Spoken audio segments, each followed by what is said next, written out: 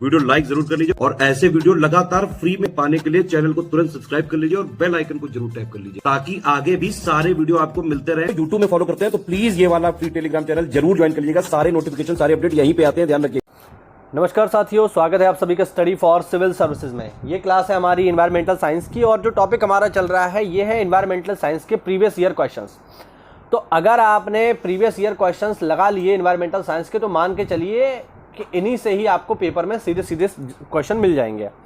तो चलिए देखते हैं। यहाँ पे लास्ट क्लास में जो हमने टॉपिक डिस्कस किया था वो था प्रकाश संश्लेषण क्रिया द्वारा जो कार्बन डाइऑक्साइड पौधों में संग्रहित हो जाती है उसे ग्रीन कार्बन कहते हैं। ठीक है, चलिए आज हम आगे बढ़ेंगे। देखिए, नगरीय धूम्र कोहरे के कारण दृश्यता घट जाती है। दृश्यता मतलब विजिबिलिटी कि आपको कितना दूर तक दिखाई दे रहा है।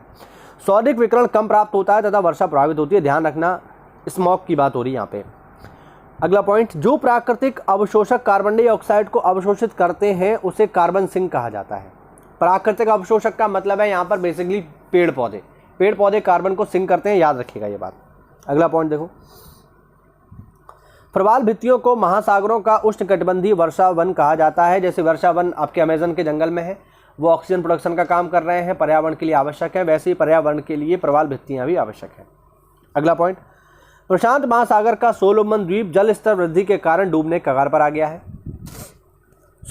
सुपरसोनिक जेट विमानों के उड़ने से ओजोन परत को क्षति पहुंचती है, याद रखना ये बात। ओजोन परत में छेद को पहली बार 1985 में अंटार्कटिका के ऊपर सबसे पहले देखा गया था, याद रखना। सबको पता है अंटार्कटिका में ही वो छेद जो है मौजूद है।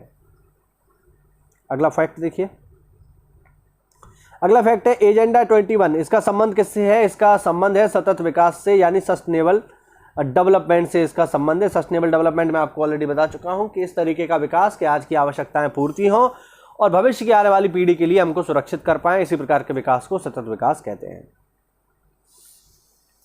अगला पॉइंट देखिए, ब्राउन एयर शब्द का प्रयोग ब्राउन एयर शब्द का प्रयोग प्रकाश रासायनिक धुएं के लिए किया जाता है। ठीक है, आइस कोर को जलवायु परिवर्तन का क्रायोजेनिक संकेतक प्राप्त, आइस कोर जो है यानी जो अंटार्कटिका है वहां से हम गहराई से जाकर के बर्फ निकाल के लाते हैं, इसको मैंने ऑलरेडी आपको बताया है, और उससे हम ये पता करते हैं कि जलवायु में परिवर्तन किस तरीके से होता है, ध्यान रखना। मॉन्ट्रियल प्रोटोकॉल का संबंध किससे है? ग्रीन हाउस गैसों से है, याद रखेंगे। अगला फैक्ट देखिए, ओजोन गैस ऑक्सीजन का एक अपर रूप है जिसके प्रत्येक अणु में 3 परमाणु होते हैं। यह द्वितीयक प्रदूषक की श्रेणी में आता है।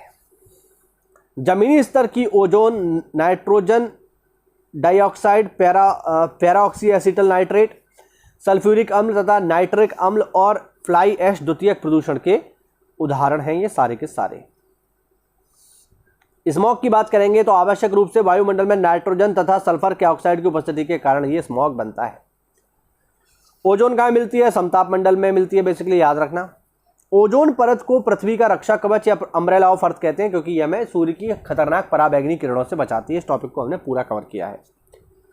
ओजोन मिश्रण अनुपात 35 किलोमीटर की ऊंचाई पर अधिकतम होता है, परंतु ओजोन का अधिकतम घनत्व 20 से 25 किलोमीटर के बीच पाया जाता है। आगे देखिए, ओजोन का सर्वाधिक सांद्रण उच्च अक्षांशों अर्थात दोनों गोलार्धों में 50 डिग्री ध्रुवों के मध्य तथा न्यूनतम सांद्रण भूमध्य रेखा के ऊपर पाया जाता है, याद रखेंगे। नाइट्रस ऑक्साइड प्रकाश रासायनिक अभिक्रिया द्वारा ओजोन का विनाश करती है। ओजोन के मुख्य दोषी कारक हैं हैलोजनित गैसें। और आगे देखिए, ClOCl को क्लोरीन डाइमर कहा जाता है। ClOCl, ध्यान रखना। अगला फैक्ट देखिए, दक्षिणी ध्रुव के ऊपर समताप मंडलीय ओजोन परत पतली होती है जिसके कारण ओजोन छिद्र का निर्माण होता है। ध्यान रखना, दक्षिणी ध्रुव के ऊपर समताप मंडलीय जो ओजोन है यानी अंटार्कटिका के ऊपर जो समताप मंडलीय ओजोन है वो कम है, इसी को हम बोलते हैं ओजोन छिद्र। ओजोन क्षरण की प्रक्रिया को रोकने का प्रयास सबसे पहले 1985 में वियना में जो सम्मेलन हुआ था उसमें किया गया था। ओजोन क्षरण को रोकने के लिए समझौता कौन सा है? Montreal protocol. ध्यान रखना, मॉन्ट्रियल प्रोटोकॉल का संबंध है ओजोन क्षरण से। ठीक है, काफी महत्वपूर्ण है, ठीक, पेपर में कई बार पूछता है। अगला फैक्ट देखिए, 16 सितंबर को ओजोन दिवस के रूप में मनाया जाता है, ओजोन संरक्षण दिवस के रूप में मनाया जाता है, क्योंकि इसी दिन मॉन्ट्रियल समझौता हुआ था। ओजोन को मापने की इकाई क्या है? डाप्सन। डाप्सन यूनिट में हम इसको मापते हैं। हरित गृह गैस पृथ्वी के लिए कंबल यानी ब्लैंकेट का कार्य करती हैं। महत्वपूर्ण हरित गृह महत्वपूर्ण ग्रीन हाउस गैसें कौन सी हैं? CO2, methane, nitrous oxide, ozone, hydrofluorocarbon तथा जलवाष्प। ये सब की सब जो है ग्रीन हाउस गैसें हैं। अगला फैक्ट देखिए, ग्रीन हाउस प्रभाव की खोज 1824 में जोसेफ फोरियर द्वारा की गई थी। महत्वपूर्ण सवाल है, पेपर में आ चुका है। हानिकारक पराबैंगनी किरणों से रक्षा करने वाली भूमि के चारों ओर मौजूद ओजोन परत के क्षय का मुख्य कारण CFC है, क्लोरोफ्लोरोकार्बन है। कार्बन व्यापार के द्वारा हरित गृह गैसों के उत्सर्जन में कटौती की जाती है। ठीक है, अगला फैक्ट देखिए, 1992 में संयुक्त राष्ट्र की पहल पर रियो डी जनेरियो के सम्मेलन में कार्बन टैक्स पर विचार हुआ, और कार्बन टैक्स लगाने वाला पहला जो देश है वो है न्यूजीलैंड, याद रखना। कार्बन क्रेडिट का क्रय विक्रय मूल्य UNEP के द्वारा समय समय पर नियत मूल्यों के आधार पर किया जाता है। कार्बन कर उस कार्बन का मूल्य है जो कोयला, पेट्रोलियम, प्राकृतिक गैसें जैसे हाइड्रोकार्बन ईंधन के जलाने से उत्सर्जित होता है। यह एक प्रकार का पर्यावरण कर है। ठीक है साथियों, तो ये हुआ आज का हमारा वीडियो। अभी और भी छोटे छोटे वीडियोस ला करके इस पूरे टॉपिक को हम लोग कवर कर लेंगे। साथियों, अगर आप तैयारी कर रहे हैं RO के लिए तो ये वीडियोस आपके लिए रामबाण है।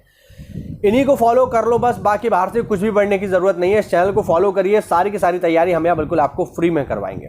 ठीक है, बाकी आप हमारे अगर पेड ग्रुप से जुड़ना चाहें, हमारे किसी भी पेड ग्रुप प्रोग्राम जुड़ना चाहें तो इन दिए गए नंबर पर कॉल करके आप हमसे जुड़ सकते हैं।